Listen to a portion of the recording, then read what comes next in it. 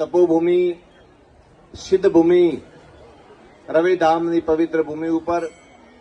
आप सब जना जो पधारिया हो, वना सबने मारा खूब खूब आशीर्वाद है और गुरु महाराज धोनीवाला तरफ से आप सबने खूब खूब आशीर्वाद है।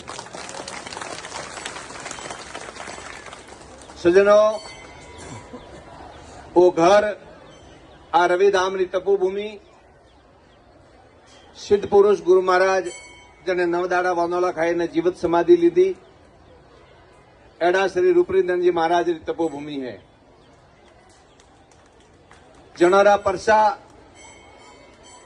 भजनारा में विजय रिया है और एड़ा सिद्ध पुरुष साक्षात ब्रह्म स्वरूप एड़ा सुल्पानंद जी महाराज रिया तपोभूमि है।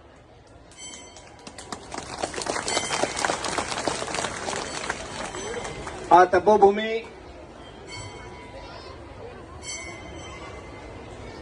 एकदम प्रेम मूर्ति